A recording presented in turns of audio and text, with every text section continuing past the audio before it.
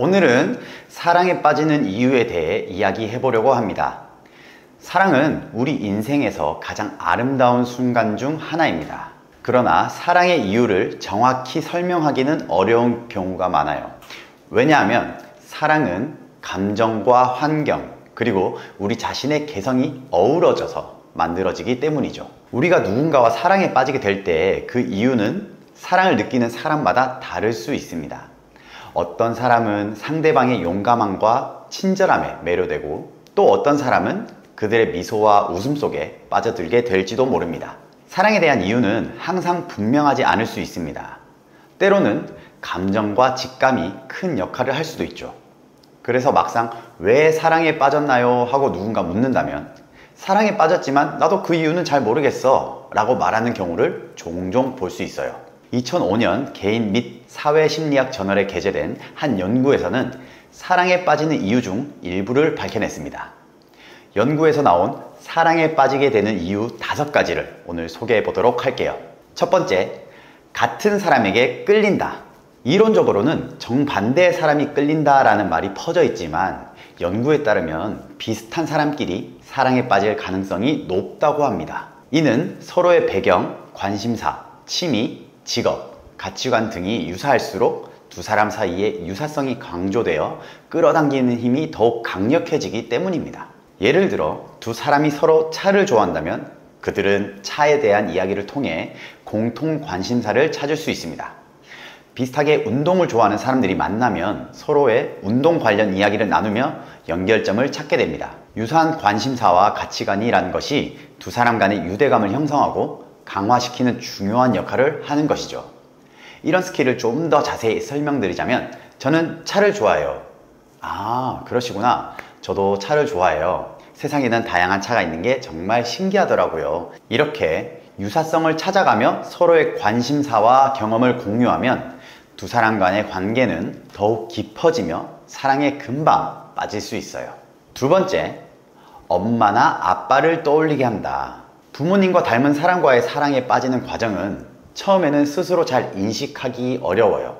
그러나 우리는 무의식적으로 자신의 부모님과 비슷한 특징을 가진 사람과 사랑에 빠지는 경향이 있습니다.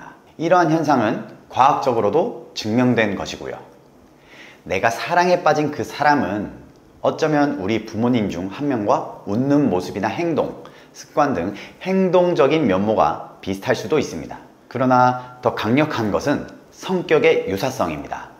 우리는 아버지나 어머니와 유사한 성격 특징을 가진 사람과 더 쉽게 사랑에 빠진다고 합니다.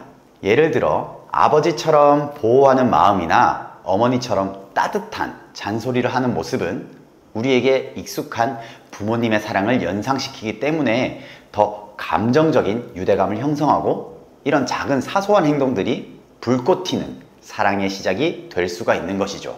세 번째, 대화가 통한다. 대화가 통해서 의사소통이 잘 된다는 것은 사랑에 빠지는 과정에서 가장 결정적인 요소 중 하나예요. 대화가 통하는 사람과 함께 있으면 기분이 좋아지는 것은 자연스러운 일이죠. 잘난 척하지 않거나 주눅들지 않고 자신의 생각과 감정을 솔직하게 나눌 수 있다면 서로에 대한 사랑이 싹틀 수 있습니다. 연구 결과에 따르면 두 사람이 잘 통하는 대화를 개인적으로 나누게 될 경우 그 결과로 상대에 대한 호감을 느끼게 된다고 해요. 두 사람 간의 대화가 자연스럽게 흘러간다면 그 사람과 앞으로도 함께 시간을 보내게 될 확률이 높아집니다. 대화를 통해 서로를 더욱 깊이 알게 되고 더 가까워지며 사랑이 더 깊어질 수 있습니다. 네 번째, 외향성은 당신을 사랑에 빠지게 한다. 연구 결과에 따르면 사랑에 빠지는 경향은 내향적인 사람들보다 외향적인 사람들에게 더 높다고 해요. 이는 외향적인 사람들이 상대방과 더 쉽게 소통하며 편안한 분위기를 조성하는 경향이 있기 때문입니다. 외향적인 사람들은 자신의 생각과 감정을 개방적으로 표현하며 이로 인해 상대방에게 신뢰, 따뜻함, 친밀감을 더욱 쉽게 전달할 수 있지만 반면에 내향적인 사람들은 외향적인 사람들에 비해 개방적인 소통에 어려움을 겪을 수 있습니다. 내향적이라고 해서 사랑에 빠지지 않는다는 것은 아니지만 내향적인 사람들은 관계를 시작하거나 발전시키는데 더 많은 시간과 노력이 필요할 수 있다는 것이죠. 5번째, 극단적인 경험을 공유한다. 누군가와 극단적인 경험을 함께 나누게 되면 깊은 유대감이 형성됩니다. 어렵고 힘든 일을 함께 겪거나 놀이기구를 타며 흥미로운 경험을 함께 하거나 또는 단둘이 위험한 곳을 지나가는 등의 경험을 같이 공유하다 보면 그 전보다 더 가까워질 수 있다고 해요. 일례로 직장 상황에서 함께 밤을 새우거나 위험한 상황에서 공포를 함께 느끼면 두 사람은 공통점을 찾게 되고 서로에 대한 이해와 공감이 깊어진다고 하네요.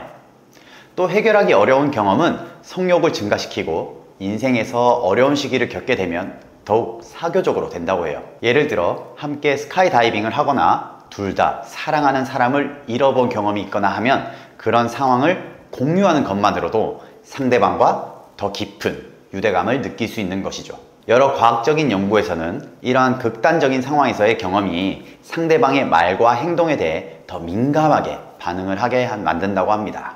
인간은 사랑을 논리적으로 완벽하게 이해하기 어렵습니다. 다만 심리학은 우리가 왜 사랑에 빠지는지에 대한 단서를 제공해 줄 뿐이죠. 다들 사랑에 빠지셨다면 과연 이것 중에 무엇 때문이었을지 한번 생각해 보세요. 아마 문득 떠오르실 거라고 생각이 됩니다. 이번 영상도 시청해 주셔서 감사드리고요. 저는 다음에 더 흥미로운 주제를 가지고 여러분들 찾아뵙도록 하겠습니다. 감사합니다.